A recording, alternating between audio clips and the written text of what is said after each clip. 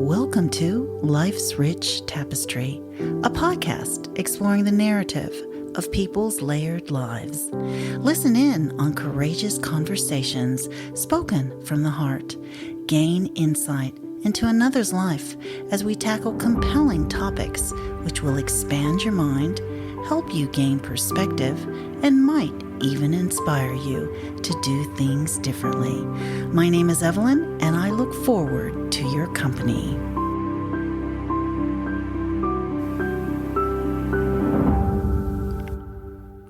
And welcome to another episode of Life's Rich Tapestry. Professional photography is an essential part of any wedding, as it involves capturing everything that goes on during the wedding day.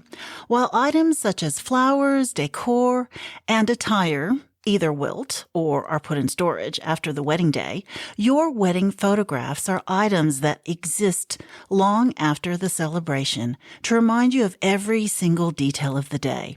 My guests today are award-winning photographers, Fiona and Bobby, with a collective experience of over 20 years in the industry.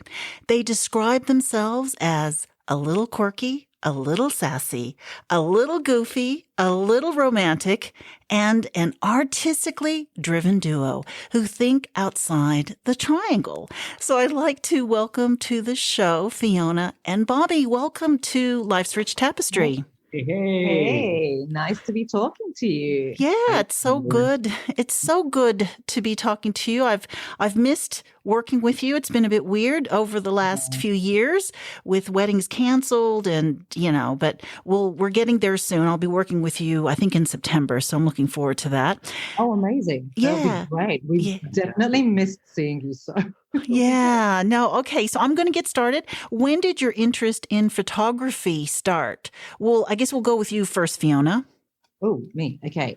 I feel like mine's a little bit more cliche. Like it typically started with me just playing around with my dad's old film camera as a kid and just being intrigued by it. My dad would always take photos and he used to do this really weird thing. He'd hold his finger up to try and get the focus. Again, that's something that may make sense to people who remember what it was like taking photos on film cameras. But I kind of ignored it for a while, and then I picked it back up in college and I took like a film photography class, which I absolutely loved. But then again, it fell by the wayside, and I only really started to get back into it a little bit more seriously just before Bobby and I met, and I wanted to do a creative outlet. So I thought, I'm going to teach myself photography again. Bought myself a little camera and did some courses. And it was during that time when I met Bobby.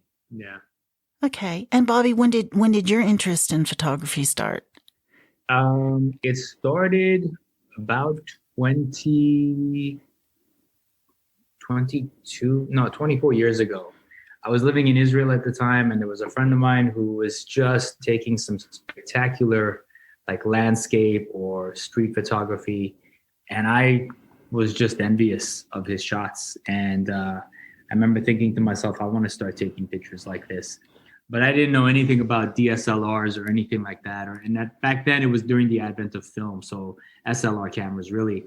So what I did is I went and bought myself a point and shoot. It was a Pentax camera point and shoot, which really just cheated myself out of the experience of really manipulating the imagery and the imagery as far as your f-stops, your shutter, all of that stuff. But what it did allow me to do was just focus on my composition. And coincidentally, around that same time period, I met a photographer who basically asked if I wanted to come work for him. And I started out as his assistant. I started working in the darkroom, just printing all his images. And it was like practically a 2-year mentorship, a one-on-one apprenticeship, really. That taught me a lot. And that's where my interest began. Have been kind of doing it professionally ever since. Wow. And so how did you guys meet? Ooh, okay, this is an interesting story. Bobby's always good at telling this story, but you can tell it. My version's really boring. You've got more pizzazz. So. Pizzazz, huh? But the short version, because it can go on for a long time. But no, we met on a global photography project that was taking place. I believe it was during the year 2011. Yeah. Fiona was submitting from Sydney, Australia. I was living in Los Angeles, California at the time, so I was submitting from there. And I had been on that project the year before. So this time when I got invited to come back and participate, I was really excited. So I went online to see like the bio of all the other photographers to see if there was anybody that I knew. And this was Fiona's first year participating. So when I came across her name, I was immediately, how do I put it? I was immediately taken aback by the combination of... You were enchanted. I was enchanted. That's the word. I was enchanted by the English first name and the Persian last name. And you know, it said Fiona Gohari. And I was like, oh, who is this? This name has like a nice ring to it. There was no photo. There was just the name. So I was drawn in by just purely the name. I went in, looked at her bio, read her bio. She had a link to her blog, which I assumed was for her photography. Again, still no photo. Went on her blog, and I was just captivated by her poetry, her short stories. She was a wordsmith. And at this point, I did what any self-respecting man in my position would do, not knowing what this person looked like. I stalked her on Facebook, and I saw what she looked like. And at that point, I was captivated. And so began my plot to form some sort of a connection. I think literally a year to the day of that project finishing and him sending me like a friend request on Facebook, we ended up getting married. So it was like 12 months later. Oh my goodness. Yeah, it was pretty. It was 12 months to the day of me sending her an email introducing myself that we got married. And it wasn't intended. It's just by the time like visas and approval and everything like worked out, it turned out to be a year to the day. So. But you did physically meet though, right? Or was this? Course. Yeah. So, although I would have to say, like we physically met, we spent quite a bit of time. I'm doing like my little like air quotes, but it was in total, I would say it'd be like 2 months in total spending in each other's time before our actual wedding. So, but having said that, Evelyn, I knew after a month of talking to her that this was the person for me. I just didn't want to say anything over the phone because I felt like I owed it to her to see her in person and to tell her that whatever my feelings were to tell her in person as opposed to over the phone.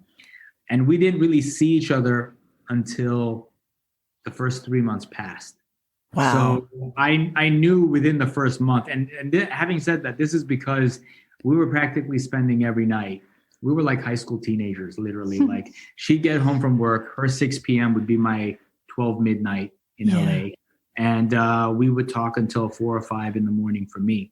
And this was on a daily basis, maybe. It was daily. Yeah. Wow. An odd night of not speaking to her. But I just knew because we weren't physically in each other's presence, we were just solely relying on conversation. And we had a lot to share. Just from those conversations that this is someone I could actually settle down with. Wow. And was it easy, like a no-brainer to say, hey, I'm moving to Sydney? Or did you contemplate moving to LA?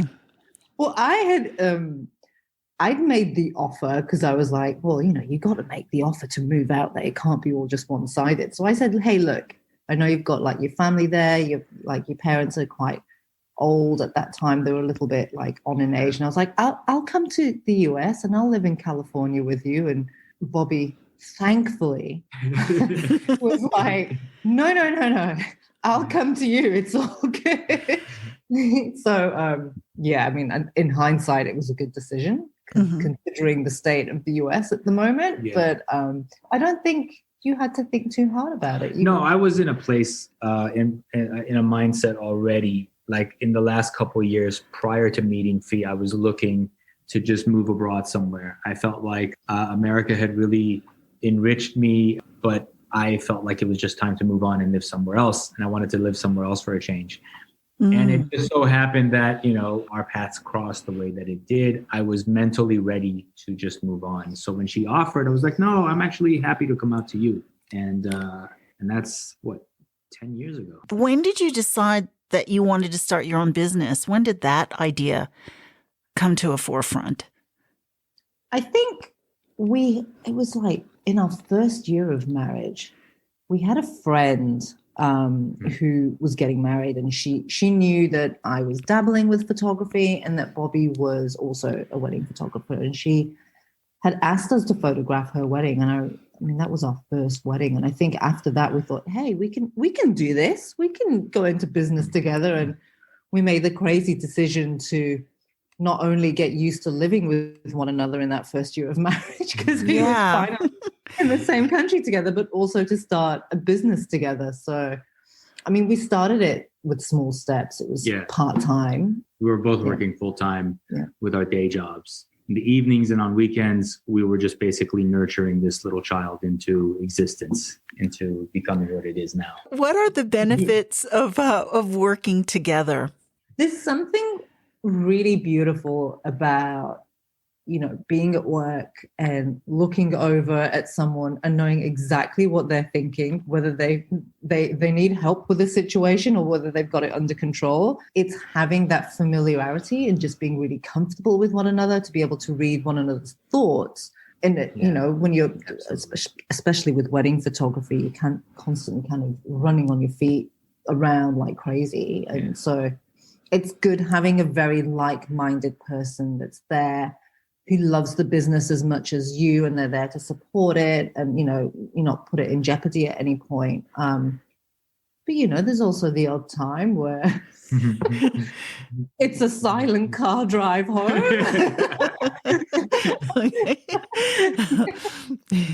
But, For me, I would say there's nobody that I would trust more with all of like my work affair. Let me rephrase that. All of our work affairs than to do that with like my life partner. Just can't imagine entrusting a lot of this stuff to anybody else. And it's normal to do that. That's life. But I'm just saying the greatest trust I have is the person that's my life partner, and to be in business with her as well is also an added blessing. Yeah. Oh, that's so beautifully put. And it's such an intimate day, isn't it? And you guys understand what it is to be in love. So to capture that in your photos is such a gift. Now, do you always work as a team, or do some couples say, "Oh, I just want Fiona this time," or is it always as a team? Always a team. Yeah. Always a team. Yep. And that's because we creatively feed off each other. We are both the type of people that in all aspects of our life, we work well with consultation. However that comes across creatively, like when we're actually sitting there bouncing off ideas with one another in that moment, it really serves us well. And plus, it doesn't hurt having the extra coverage from another angle, because Fee always sees things that I don't. And let me put it this way, like I will walk by something and I will not necessarily see what she sees, and she will shoot it and I will just be standing there astonished that she saw that, and I just didn't. I just walked by it and it just went over my head. So she has a completely different lens than I do, and that's why we work well with one another. I think also managing, for lack of better words, stress levels on a day. So, I can sometimes get overwhelmed pretty quickly with different personalities all happening at once. And so Bobby can like sense that, and he'll step in and start, kind of directing the crowd or something like that. And, vice versa, I can kind of sense when he might be feeling a little bit overwhelmed with something. And so from that perspective, it's always good to have the other person there. But, there are times when it's like 10-person elopement and you only need one person. And that, in those circumstances, we're not always together. We'll shoot it separately. Yeah. I mean, from doing weddings as well, I don't know how one photographer can capture like a really large crowd. So I always love it when there are two photographers, and especially when I work with you guys, because you work so well together and you work well with the crowd and with the suppliers, and that makes everyone feel really comfortable. Now, so on that note, when a couple contact you, for the first initial steps, what is your sort of interview process? Do you meet over a cup of coffee, wine, or do you see if you guys gel, or what is that process like? I think the gelling aspect with our couples is super important for our process. Very key. It's one thing to get a general vibe on email, but it goes both ways. If we're going to be capturing someone's day, a photographer is like one of the the main person that's going to be shadowing the couple the entire day. So not only do they need to have a feel for our personality, do they like us? Do they like the jokes that we can be The a little hygiene, bit, not the hygiene. Do we smell? But the hygiene. But also vice versa. Like, we need to get a feel for who they are as people. Sometimes if you have very different opinions to one another, there can be some kind of clash. Not that we've ever been in that situation, but if you bring two people with very strong opinions together, then sometimes if those personalities don't gel together, you're certainly not going to want them shadowing you the entire day and taking photos, because you'll always have this wall up. So it's really important for us to kind of meet our couples, get a sense of how things work together, and then if they're happy with us and we're happy with them, then we'll kind of move on to the next step. Yeah. I mean, because you are taking some really intimate photos as well, especially when they're getting ready. So I would assume the couple would need to feel really comfortable in your space. So before the actual day of the wedding, how many times have you sort of met up with them or chatted with them? Probably quite a few, or how does that work?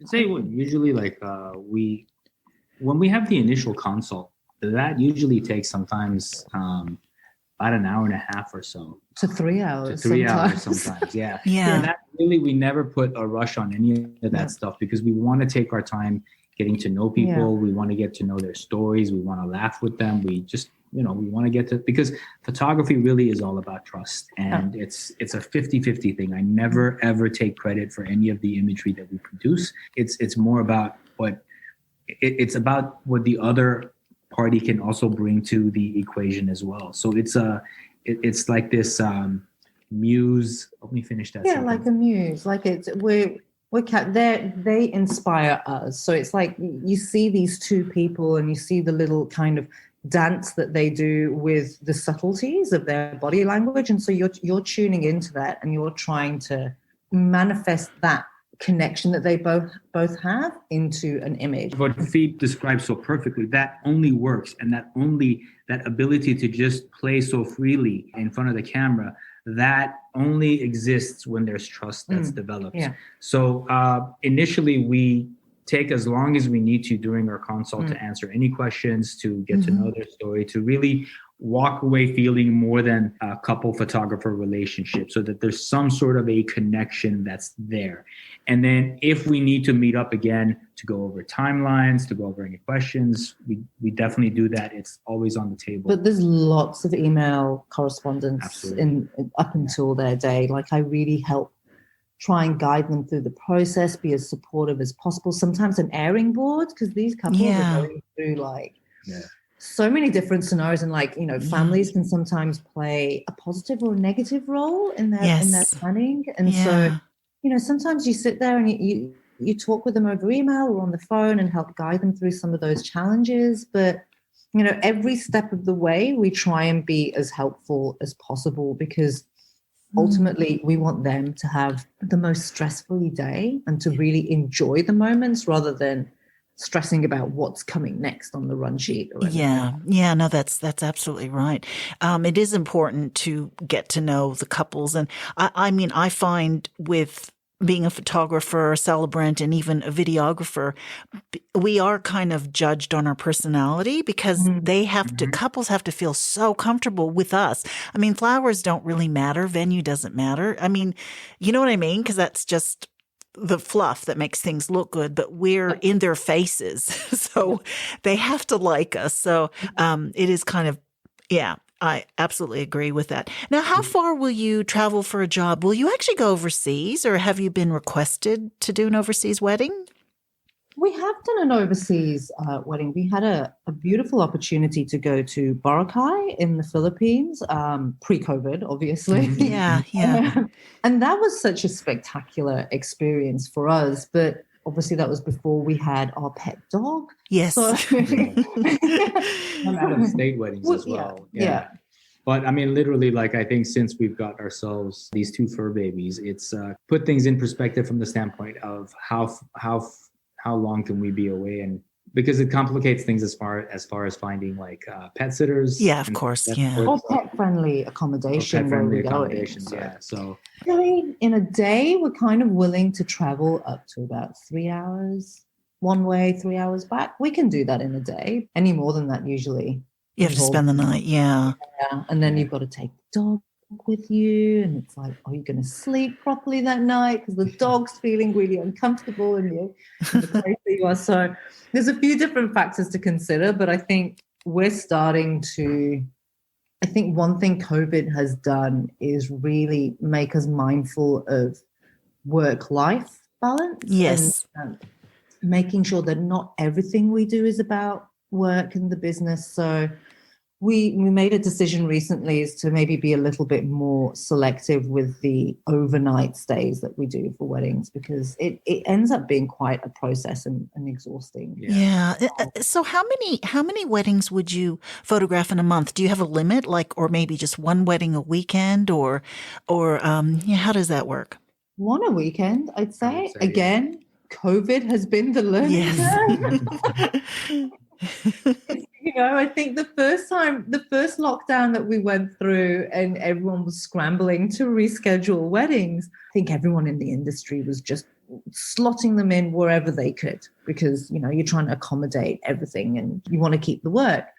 And that just ended up being really hectic in terms of triple headers, and they're all in different parts of the state. And that just really, it burns you out, not just emotionally, but creatively as well. So I think after the second lockdown, and then we were rescheduling weddings and we're being very mindful as to where we were positioning those dates, that I think we decided that, okay, one wedding a weekend is what is kind of a good balance for us. Of being able to provide our best to our couples for that weekend as well. Well, because you're not just finished after the day finishes, because you still have to go back and edit. So how long does that, do you give a time to your couples and say, oh, your photos will be, you'll get your photos in about 6 weeks' time, or how does that work? Usually after a wedding, I usually I do. I do. Yeah. When I say try to, I try to get it done in under a week, but I put together like a sneak peek gallery where they get to see a highlight of, like, from the start of the day to the end of the night, like about anywhere from about 100 to 150 images, kind of just highlighting what the day was like for them. So that just kind of whets the appetite for them. And then generally within like 6 to 8 weeks, we try to have everything ready and sent over, have their full gallery ready for them. Some months can be really busy, and, it might take a little bit longer just based on the type of amount of weddings we have. But for the most part, within 6 to 8 weeks. Would you say you have a distinct style? I would say we do. Yeah. It's so weird. It's weird, Evelyn, because we have people telling us that we have a distinct style, but when you're doing it all the time, you don't notice visually what is your distinct style. So for us, I feel like it's hard to see it, but we've been told that we do. I don't know what it is. It's really hard to put it in words. Like, I don't, like, I like stuff that's dark and moody, but I don't always shoot dark and moody. I do it when the weather and the lighting permits it, but obviously that you can't necessarily shoot that when the lighting doesn't allow for it. And as far as like our color palette, we've just recently rebranded, but we kind of initially, when we were starting out for those first few years, we had like a cooler tone to our edits. Yeah. And it had a really nice look, but then now we still have, like, I guess, the coolness there, but it's just mixed in with some warmth, so that the subjects are always basically popping against cooler backdrops. So the subjects are always warmer, but the backdrops are always a little bit cooler, and it has how do you describe that? Like just pops. It makes the subject matter pop, and I feel like, give us anything with a dramatic sky and cloud, and I feel that's our happy place, really. Do you find that there are weather challenges? Yeah, especially lately. La Nina has been like slamming everyone, not just in the wedding industry, just people's lives. But one thing that we tell our couples is probably the one element you really have no control of on a day. So it's like you can either try and fight it emotionally as much as possible, or you can just roll with it and embrace it as part of the story. And have fun with it and make an adventure, and that will be reflected in your photos. Yeah. Exactly. I find the photos taken on cloudy days the most, I don't know, I really like them. Do you feel that way too? I mean, is there a weather you like? Yeah. In my happy place when it's an overcast day. Okay. It's just neutral light. Like you can turn anyone in almost any angle and the light's pretty even. It's like a God-given softbox, like it's just huge light everywhere. And it just, it's usually comfortable temperature-wise as well. But sunny days are beautiful. You can play around and do something a little bit more dramatic with the hard light and the shades. Yeah. But it takes a little bit more guidance and structure, I think, when you're playing with hard light. I think for me, the hardest days, if I'm actually out and if I'm having a tough time with it, I can only imagine what it's like for the bride and groom and the bridal party, but ridiculously hot days where it's just, it's a hazard being out there, for such a long period of time. We had a groom, poor guy. He literally had sweated through his jacket on his suit, and I just felt for him. So I was my gosh. It's a hot day when you see that happen. Wow. Through the jacket, what is your advice that you give them before the day? Do you say, just relax, don't worry about it? Or is there a special advice that you give them? I would say one of the key things that we tell our couples is twofold. One is only invite people who are your core fan club to your wedding. Absolutely. These photos and memories will be there for a lifetime. So you don't want any kind of negativity or conflict associated to those memories. Sometimes it's easier said than done when there's, family dynamics, but it's just so important to have people that you love and who love you equally, if not more back, have them at your wedding. And I think the other thing that we tell a lot of our couples is that this is your day. Don't look at Pinterest, get some ideas, but create your own stamp on it. This is your opportunity to create a day that reflects who the two of you are. So you don't need to do like a Pinterest kind of bonbonniere or whatever. Do something that's unique to the two of you. You just don't have to follow tradition. You can put your own stamp of personality into your day, and that's what your guests, when they walk away from your wedding, is they'll remember how unique it was because it had so much of you guys in it, as opposed to the standard traditional stuff, which there's nothing wrong with. Make it unique. Really only do this once, ideally. Hopefully once. I mean, even if it's more than once, but you still want it to be a reflection of who you are. Yeah. Exactly.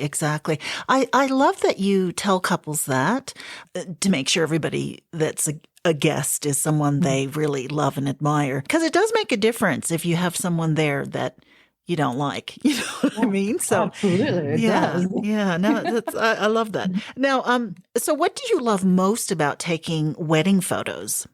I think for me, again, this may be a little bit cliche, but when you see those, so when you've been in the industry for a certain amount of time, you hear stories. You have couples reaching out saying, "Oh, my brother passed away, or my dad passed away," or, there's people that have passed away that are very close to the couple. And, you see photos that you've taken being used in the memorial book, or they have it framed. Those are really, for me, that's a really super important part of what we do, because we're capturing someone at hopefully one of their happiest moments in their lives. They're there to celebrate the love of someone else. And so it's a milestone. It's a milestone, yeah. And you've captured a moment in time for them that no money is ever going to ever replace. Yeah, and I think that's important to me. I mean, Bobby, what about for you? I would say for me, it would be the energy of love that you're seeing. And what I mean by that is, like, for me, I grew up around a lot of dysfunction. And so when you kind of are in this environment where there is so much love, and you're kind of just standing there as a silent observer, and you're just documenting the kind of stuff that you're witnessing. It's a really, really beautiful thing. I would say, like, perhaps just to kind of give you an example of what I mean by this, the great thing is you get to witness so many different cultures celebrating love in so many different ways through their customs.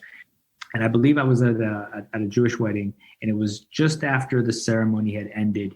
The family were basically holding up, I can't remember what the actual term for it was, but they're holding up sheets basically covering the bride and groom, and the family members all were reaching out, so that, like, the mother was reaching towards her son, the son was reaching, towards her dad, the dad was reaching towards the other son, and then towards the sister. And this was just after the ceremony had finished, and they were just basically connecting, like, their hands with one another, so that during this moment of celebration, they were touching one another and feeling it all together as well. And they were pretty spread out, so they were spreading themselves as much as they could so that they can feel connected. I don't know if I explained that well, but it was such a thing to see that I was really moved by it. And it's still one of my favorite moments in a wedding ceremony that I got to experience. Yeah, I love, there are so many moments in a wedding ceremony that, even just the look, that look that they, I love it. I know exactly what you're talking about, that there's just random moments, actually, even, light flickering in when you say something about a past loved one is here at the today with us, cause that happens as well. And I love those moments too. So I know exactly what you're talking about. I do. I feel so grateful to be in this job. And I know that you guys do too, cause you've got such a beautiful energy, and people are so comfortable around you. And I think maybe that's what your distinct style is that people feel so comfortable that they do these crazy things. I mean, I've seen some crazy photos that you've taken, and even the weddings I've had the pleasure of being with you guys, and just see what you do to the couples. They love you. So I think that's your style. You're just the comfortable sort of style. So just out of a personal question, what do celebrants or suppliers do that drive you crazy? Oh, God. Let's see. I would say celebrants. Okay, start with celebrants. This is only a minuscule thing. It drives me nuts when the kiss is happening. It's like you got these two bodies coming together for a kiss, but the celebrant doesn't move out of the way. And so they're like right behind the bride and groom. And so visually speaking, you have this third head that's growing behind the bride and groom, that, like, there's nothing I can do to really Photoshop that out or whatnot. Like, whereas an experienced celebrant always stays to the side during that moment, and they're just never in the way, so that the focus is solely on the bride and groom, and there's nothing else distracting them. I think one of the worst experiences, Evelyn, was, oh God, Bobby knows exactly what I'm going to say. The celebrant announced them partners. They were a married couple, and instead of kind of stepping out the way behind the couple, she kind of came around them and walked in front of them to move out of the way as they were kissing. And it was literally like she crossed my lens to get to her seat, to take a seat with the audience. And I couldn't believe the amount of, like, frames she was in the shot, just walking to get to her seat while her couple were just kissing. Yeah. So, like, things like that is just, it's fortunately only happened once, like that, something like that. But the other stuff, like, I guess, my pet peeve is just people bringing on their own photographers for a wedding day. Other vendors, like a hair and makeup, will bring on a professional photographer, or the stylists will have professional photographers there to capture their setups. And it's like, interesting. Yeah, this isn't like a marketing expedition or, a styled shoot. This is someone's wedding. Like, let's all just kind of work towards the same thing. Reach out to us after a wedding day. We're more than happy to kind of send over some images. But I think with the onset of social media, it's just become this feeding frenzy of, I've got to get images up on my portfolio. Yeah, I've got to get content. Yeah, I know exactly what you mean. Can I ask another question? A celebrant question is, so because sometimes I don't like to be in the photo. I don't want to be in the middle of a couple, but sometimes there's nowhere else for me to go because there's a huge bridal party. So I can't be too far on the side. Where do you prefer a celebrant to stand? Are you talking about just in general throughout the ceremony, or are you talking about like just when the kiss is happening? Oh, okay. So you're just worried about the kiss. Okay. Yeah, no, yeah, because I think that the celebrant is very much a part of the story. Absolutely. Yeah. And Okay. they are the vital part of the ceremony itself. So literally, they're the lifeblood of the ceremony. They're the ones telling the story of the two partners. It's vital that they be a part of it. And I always tell celebrants, I don't ever want you to feel like you need to be out of the shots. I want you in the shots because you're obviously hired for a reason. It's just when the kiss is happening, if I can have you step to the side, you can still be in the shots when the kiss is happening. Just not like a head growing behind the bride and groom. Yes. It's just visually, it's just, it's all about blocking, literally. It's just taking a step to the side, to the left or to the right. Yep. And then that's it. It's just so that there's not an object growing behind their heads that is a little bit distracting. But yeah, I always try and make sure I get some Absolutely. really clean shots of the celebrant, whoever they are, because you want to remember who Absolutely. married you. Like, it's really important. It's a personal choice that the couple have made, and so you want that to be documented and preserved for them as well as they look back. Now, I know that you do other sort of photo projects. I don't even know how to say it. The boudoir? Or the boudoir. Yeah. So that's mainly Say boudoir one more time. Boudoir? Sorry. Just like the way Fiona says it. Boudoir. Okay.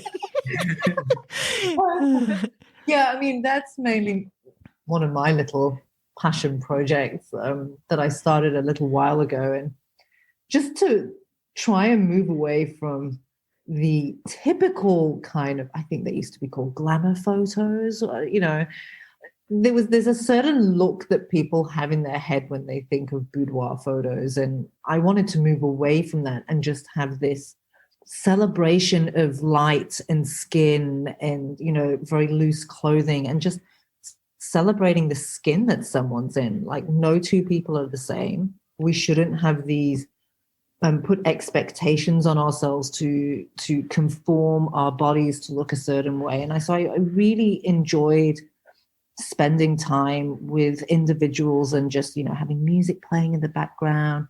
They've got some wine, they're feeling comfortable, and just, having a bit of a play with the light and capturing some really beautiful photos of their form. And that kind of, I was going to start another project on that just before the second lockdown hit, and that got pushed aside. So I have to bring that back to life sometime soon again. Yeah. And I'm sure, like with photographers taking those sorts of photos, the client would really need to feel comfortable, because this is like even more than a wedding, Yeah. So, so are there any other projects besides the wedding? Are you looking at maybe doing memorial photography or other sort of photography? Oh, did you want to talk about them more? It's not something that we've really thought too much about, I would say.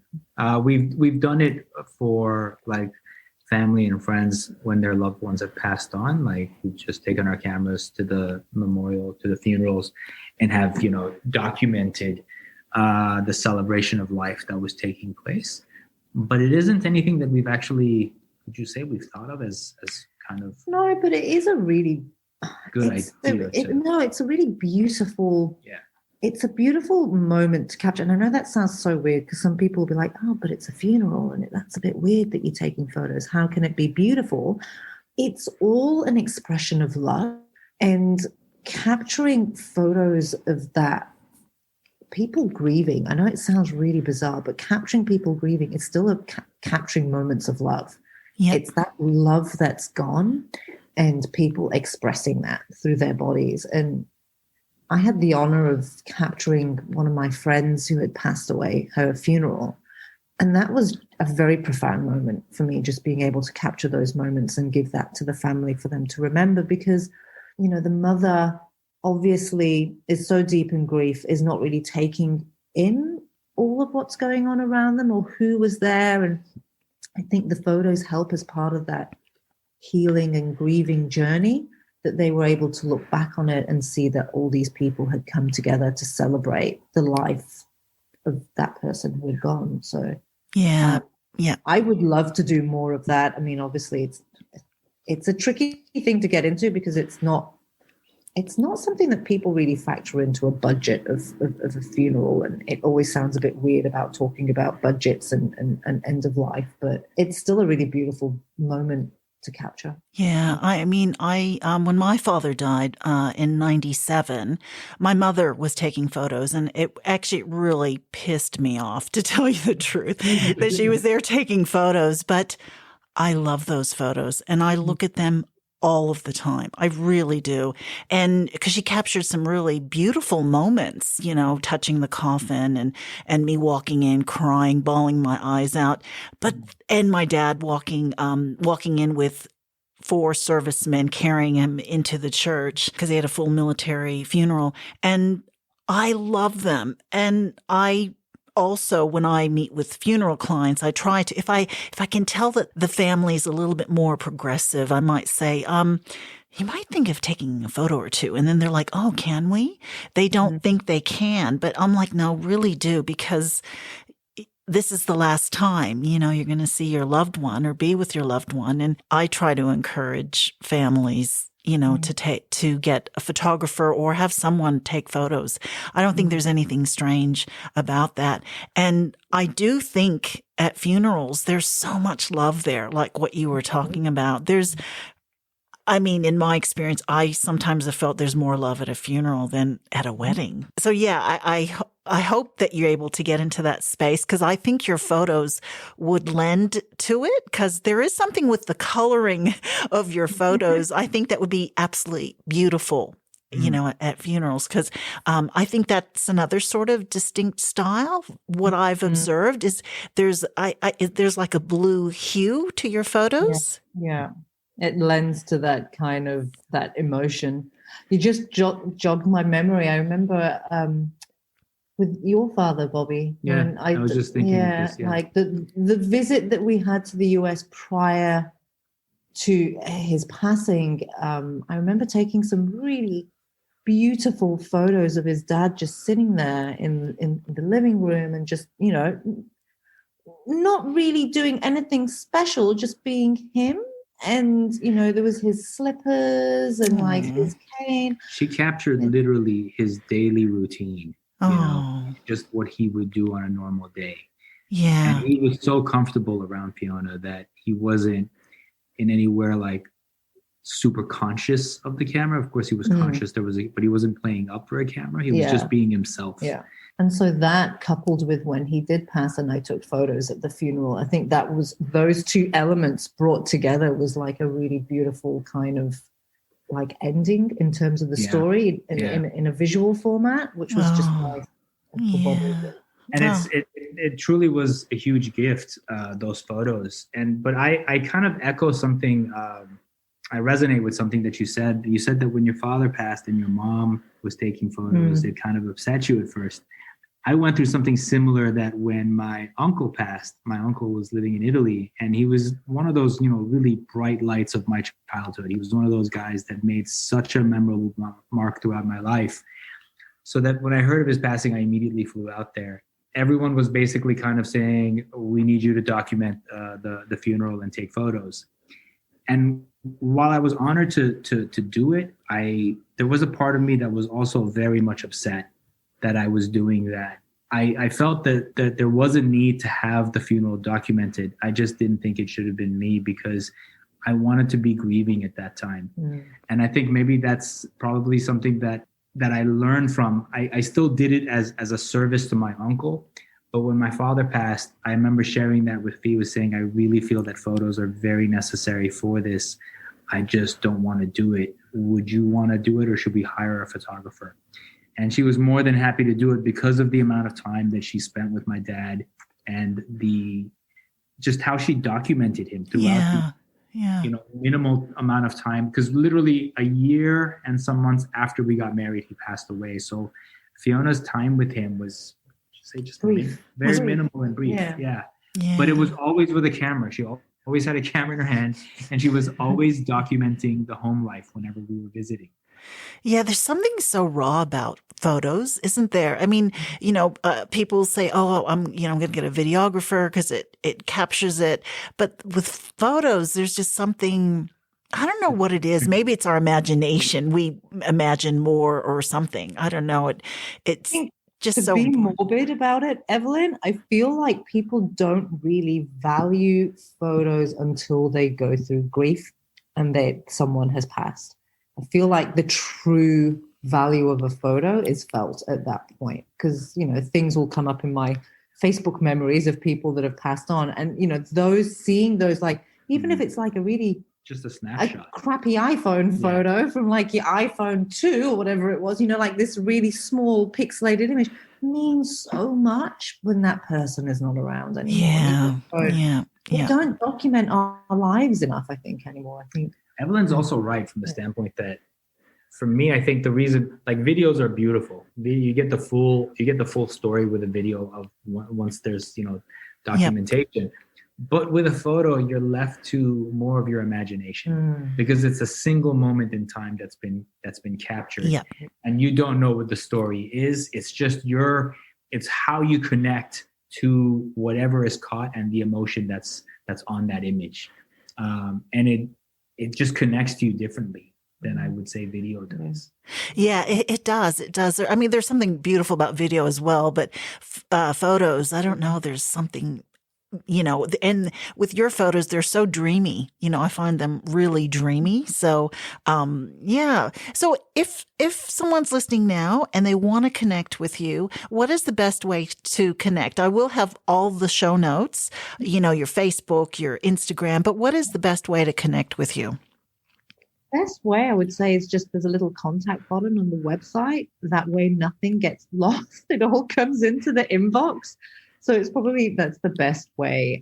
We have people sometimes contacting us on Instagram through the direct messaging, and that can get lost in a sea of messages. So website is definitely the best place. Okay. No worries. I'll put that all into the show notes. And if someone's interested in the boudoir, did I say that right? Yeah. Are you doing that as well right now? Okay. Yeah. So they can reach out in the same way, just through the website, and I'm happy to talk them through the process. Okay. Now that's fantastic. Now, was there anything else that you wanted to add? So I don't think so. Other than this has been a really lovely experience. This is our first podcast. Oh, is it? Oh, fantastic. Okay. Thanks so much for being on the show. Thanks, Absolutely. Evelyn. Thanks it's for been having us on, Evelyn. It's been great to hear your voice. Yeah. Okay. Thank you so much for your company. Please tune in next week to Life's Rich Tapestry, where you will hear another courageous conversation spoken from the heart.